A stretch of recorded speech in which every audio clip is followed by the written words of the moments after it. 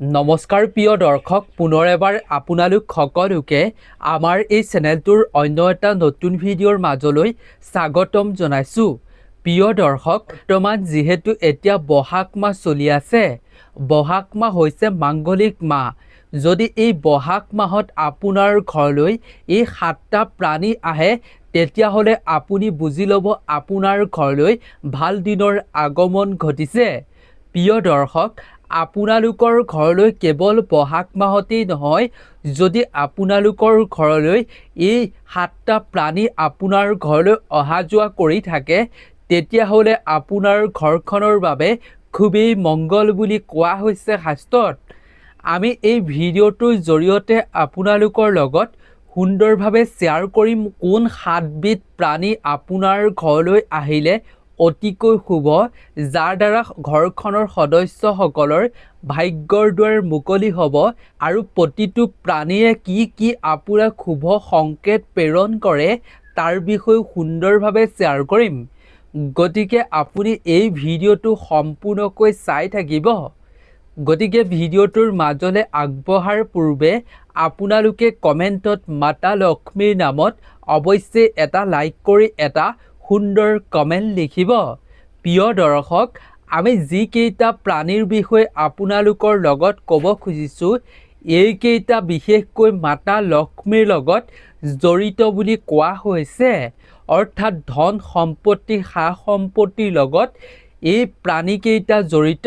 প্ৰিয় দৰ্শক, আমি ক'ব খুজিছোঁ যে এই প্ৰাণীসমূহ আহিলে আপোনাৰ ঘৰলৈ ভাল দিনৰ আগমন ঘটে, অৰ্থাৎ আপোনাৰ ঘৰলৈ ধন টকা আকৰ্ষিত হৈ ঘৰখনলৈ যিকোনো প্ৰকাৰে ধন টকা আহিবলৈ আৰম্ভ কৰে আৰু ঘৰখনৰ সদস্যসকলৰ যিকোনো কামত যদি বাধা বিঘিনি আহে, তেন্তে এই প্ৰাণীসমূহ যদি আপোনাৰ ঘৰৰ আশে পাশে নাইবা ঘৰৰ ভিতৰত দৰ্শন হয়, তেতিয়া আপোনাৰ যি কামত বাধাৰ সৃষ্টি হয় সেই বাধাসমূহ দূৰ হয়, বন্ধ হৈ থকা ভাগ্যৰ দুৱাৰ আপোনাৰ মুকলি হৈ পৰিব।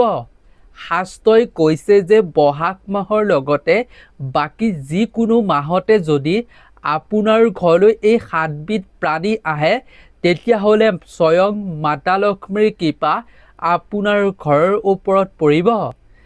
যিখন ঘৰত মাতা লক্ষ্মীৰ স্বয়ং কৃপা দৃষ্টি পৰে, সেইখন ঘৰত 7 জনমলৈকে কোনো ধন টকাৰ লগতে একো বস্তুৰে অভাৱ অনাটন নহয়। ঘৰখনত সকলো প্ৰকাৰে সুখ সমৃদ্ধি থাকে, পৰিয়ালৰ সম্পৰ্কসমূহ মজবুত হৈ থাকে সদায়, আৰু ইমানেই নহয়, ঘৰখনত বেমাৰ ব্যাধিও কমকৈ হোৱা দেখিবলৈ পোৱা যায়।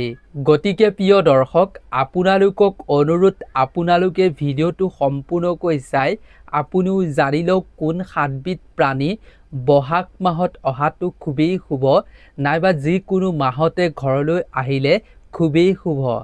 লগতে এইসমূহ যদি প্ৰাণীৰ ভিতৰত এবিধ প্ৰাণীও আপোনাৰ ঘৰত আপুনি দেখা পায় সোমাই ঘৰত, তেন্তে আপুনি এটা ভুল কেতিয়াও নকৰিব। আমি সুন্দৰভাৱে শ্বেয়াৰ কৰিম আপোনালোকৰ লগত। গতিকে ভিডিঅ'টোৰ মূল বিষয়বস্তুৰ মাজলৈ আগবঢ়াৰ পূৰ্বে জ্যোতিষশাস্ত্ৰ, বাস্তুশাস্ত্ৰ আৰু শাস্ত্ৰ সম্বন্ধীয় বিভিন্ন প্ৰতিকাৰ, বিভিন্ন নজনা কথাসমূহ জানিবৰ বাবে আমাৰ এই চেনেলটো অৱশ্যেই ছাবস্ক্ৰাইব কৰি ৰাখিব। তেন্তে আহক প্ৰিয় দৰ্শক, আমি ভিডিঅ'টোৰ মূল বিষয়বস্তুৰ মাজলৈ আগবাঢ়োঁ। প্ৰিয় দৰ্শক, বৰ্তমান যিহেতু বহাগ মাহ চলি আছে আৰু বহাগ মাহৰ মাজতে কেইটামান দিনহে বাকী আছে, তাৰ পাছত আৰম্ভ হ'ব জেঠ মাহ। বহাগ মাহটো হৈছে মাংগলিক মাহ আৰু অসমীয়া নৱবৰ্ষৰ প্ৰথমটো মাহ। প্ৰথমটো মাহৰ যদি আপুনি যিকোনো এটা দিনতে এই বস্তুসমূহ দেখা পায়, এই প্ৰাণীসমূহ ঘৰলৈ অহা দেখা পায়, বা আপুনি দেখিছিলে বহাগ মাহৰ প্ৰথমৰ পৰা, তেন্তে আপুনি বুজি ল'ব আপোনাৰ এই বছৰটো খুবেই ভাল হ'ব। এই বছৰটোত আপোনাৰ পক্ষত থাকিব আপোনাৰ ভাগ্য, যাৰ দ্বাৰা মাতা লক্ষ্মীৰ কৃপা আপুনি স্বয়ং লাভ কৰিবলৈ সক্ষম হ'ব। প্ৰিয় দৰ্শক, 1 নম্বৰতে হৈছে মৌ-মাখি নাইবা মৌচাক। যদি আপোনাৰ ঘৰত মৌচাক বান্ধিবলৈ আৰম্ভ কৰিছে, নাইবা মৌ-মাখি সঘনাই ঘৰলৈ অহা যোৱা কৰিছে, এই বহাগ মাহত অসমীয়া নৱবৰ্ষৰ প্ৰথম মাহটোত তেতিয়াহ'লে আপুনি বুজি ল'ব মাতা লক্ষ্মীৰ আপোনাৰ ঘৰলৈ আগমন ঘটিবলৈ আহিছে। প্ৰিয় দৰ্শক, মৌ-মাখিৰ দ্বাৰা বা মৌ-মাখিৰ চাকৰ দ্বাৰা আপোনাক এইটো মাতা লক্ষ্মীয়ে এক ডাঙৰ সংকেত বহন কৰিছে, যি সংকেতে আপুনি বুজিব পাৰিব যে আপোনাৰ ঘৰলৈ মাতা লক্ষ্মীৰ আগমন ঘটিছে আপোনাৰ কৰ্ম দেখি। অৰ্থাৎ আপোনাৰ ঘৰখন যেতিয়া চাফ চিকুণ পৰিষ্কাৰ হৈ থাকিব, ঘৰখনত অশান্তিৰ পৰিৱেশ নাথাকে, পতি পত্নীৰ মাজত কাজিয়া লাগি নাথাকে, আপুনি এই নিয়মসমূহ পালন কৰাৰ বাবে আপোনাক দিছে এটা সংকেত মৌচাক বা মৌ-মাখিৰ দ্বাৰা মাতা লক্ষ্মীয়ে।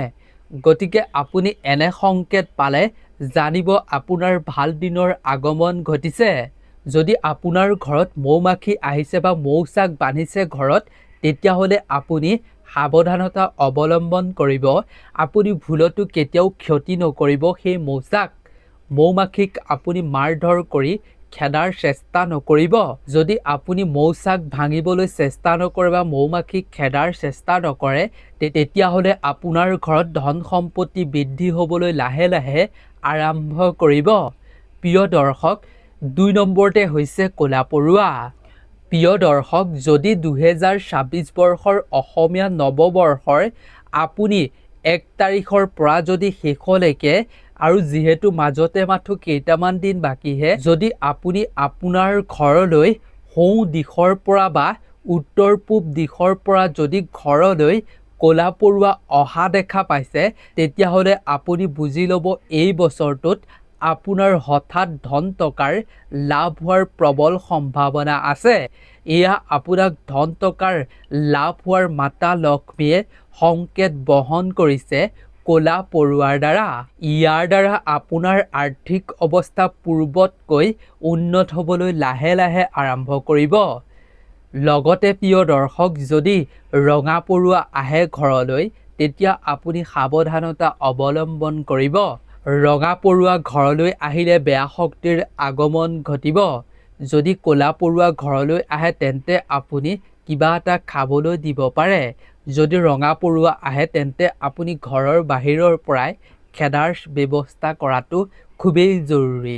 কাৰণ ৰঙা পৰুৱা আহিলে ঘৰলৈ নেতিবাচক শক্তিৰ আগমন ঘটিব, আৰু য'ত নেতিবাচক শক্তি থাকিব তাত মাতা লক্ষ্মীয়ে কেতিয়াও প্ৰৱেশ নকৰে। ইয়াৰ প্ৰতি ধ্যান ৰাখিব। 3 নম্বৰতে হৈছে জেঠী। আপুনি যদি অসমীয়া নৱবৰ্ষৰ বহাগ মাহত যদি আপুনি দেখা পাইছে 3টাতকৈ অধিক জেঠী একেলগতে, তেতিয়াহ'লে অধিক শুভ বুলি গণ্য কৰা হৈছে। ইয়াৰ দ্বাৰা ঘৰখনলৈ ধন আকৰ্ষিত হ'ব, নতুন সুযোগ আৰু সমৃদ্ধিৰ এয়া আপোনাক সংকেত বহন কৰিছে মাতা লক্ষ্মীয়ে। গতিকে এনে ক্ষেত্ৰত আপুনি সেই জেঠীসমূহক কোনো ধৰণৰ ক্ষতি কৰিবলৈ চেষ্টা নকৰিব। ক্ষতি কৰিলে আপোনাৰ নিজৰহে ক্ষতি হ'ব। গতিকে ইয়াৰ প্ৰতি আপুনি লক্ষ্য ৰাখিব। 4 নম্বৰতে হৈছে অসমীয়া নৱবৰ্ষৰ প্ৰথম বহাগ মাহটোত যদি আপুনি যিকোনো এটা দিনত আপোনাৰ ঘৰলৈ যদি পখিলাক অহা যোৱা দেখা পায়, তেতিয়াহ'লে আপুনি বুজি ল'ব আপোনাৰ ঘৰখনত যি দুখ কষ্ট আছিল, সেই দুখ কষ্ট অভাৱ অনাটন দূৰ হোৱাৰ এয়া এক সংকেত আপোনাক প্ৰেৰণ কৰিছে মাতা লক্ষ্মীয়ে। আৰু লগতে এয়া নতুন সুযোগ আৰম্ভ হোৱাৰ সংকেত বহন কৰে বুলি শাস্ত্ৰত কোৱা হৈছে। বিশেষকৈ প্ৰিয় দৰ্শক, ৰঙীন পখিলা যদি দেখা পায়, তেতিয়াহ'লে ভাগ্য পৰিৱৰ্তন শীঘ্ৰেই হয় বুলি শাস্ত্ৰত কোৱা হৈছে। 5 নম্বৰতে হৈছে ভোমোৰা বা বৰল। যদি এই বহাগ মাহৰ যিকোনো এটা দিনত আপোনাৰ ঘৰলৈ যদি ভোমোৰা বা বৰলৰ আগমন হয়, তেতিয়া ঘৰখনলৈ শুভ শক্তি আনে বুলি কোৱা হৈছে। ইয়াৰ ফলত আপোনাৰ আৰ্থিক উন্নতিত বাধা থাকিলে সেই বাধাসমূহ দূৰ কৰে বুলি কোৱা হৈছে। লগতে সমৃদ্ধি ঘৰখনত বহায়। গতিকে শাস্ত্ৰৰ অনুযায়ী কোৱা হৈছে এই মাহত আপুনি এটা দিনত হ'লেও এই বস্তু দেখাটো শুভ বুলি কোৱা হৈছে। 6 নম্বৰতে হৈছে প্ৰিয় দৰ্শক বিছা। যদি বহাগ মাহৰ আপুনি 1 তাৰিখৰ পৰা 30 তাৰিখৰ ভিতৰত যদি আপুনি আপোনাৰ ঘৰৰ ভিতৰলৈ বিছা অহা দেখা পাইছে, তেতিয়াহ'লে আপুনি বুজি ল'ব ধনক আকৰ্ষণ কৰাৰ এয়া আপোনাক সংকেত বহন কৰিছে বুলি শাস্ত্ৰত কোৱা হৈছে। লগতে যদি ঘৰৰ ভিতৰলৈ বিছা প্ৰৱেশ কৰি জাল বান্ধে, তেতিয়াহ'লে অধিক শুভ বুলি কোৱা হৈছে। কিন্তু প্ৰিয় দৰ্শক, আপুনি সাৱধানেৰে যদি এৰুৱাব বিচাৰে, এৰুৱাই দিয়াটো উচিত। প্ৰিয় দৰ্শক, 7 নম্বৰতে হৈছে নেউল বা অইন সৰু জন্তু যদি আপোনাৰ ঘৰলৈ অসমীয়া নৱবৰ্ষৰ প্ৰথম মাহৰ 1 তাৰিখৰ পৰা যদি 30 তাৰিখলৈকে যদি আপুনি দেখা পাই অহা যোৱা কৰা ঘৰলৈ, তেতিয়াহ'লে আপুনি কোনো ধৰণৰ ক্ষতি কৰাৰ চেষ্টা নকৰিব। এই মাহত এনে বস্তু অহাটো খুবেই শাস্ত্ৰত শুভ বুলি কোৱা হৈছে। গতিকে প্ৰিয় দৰ্শক, এই 7টা প্ৰাণী যদি আপোনাৰ ঘৰলৈ বহাগ মাহত আহিছিলে বা আহিব এইকেইটা দিনত, যিকেইটা বাকী আছে বহাগ মাহৰ, তেতিয়া আপুনি খেদা কুৰা নকৰাকৈ কিবা বস্তু খুৱাবলৈ বা আপুনি ভালদৰে খেদি দিবলৈ চেষ্টা কৰিব। যদি ৰঙা পৰুৱা আহে, তেতিয়া আপুনি শীঘ্ৰেই ঘৰৰ পৰা খেদিব, নহ'লে বাস্তুশাস্ত্ৰৰ অনুসৰি ঘৰত বেয়া শক্তিৰ প্ৰৱেশ ঘটিব। যদি আপুনি নথকাৰ অৱস্থাত ঘৰৰ ভিতৰত ৰঙা পৰুৱা সোমাই আপুনি যদি পাছত দেখা পায়, তেন্তে সেই পৰুৱা খেদি লৈ আপুনি তাৰপিছত আপুনি ধূপ চাকি অৱশ্যেই ভগৱানৰ শ্ৰীচৰণত জ্বলোৱাটো খুবেই জৰুৰী। গতিকে প্ৰিয় দৰ্শক, আপুনি যদি এইসমূহ প্ৰাণী দেখা পায় এই মাহত, তেতিয়াহ'লে আপোনাৰ ভাগ্যৰ দুৱাৰ মুকলি হোৱাটো নিশ্চিত। গতিকে আজিৰ ভিডিঅ'টো ইমানেই আছিল। আশা কৰোঁ ভিডিঅ'টো চাই নিশ্চয় উপকৃত হৈছে।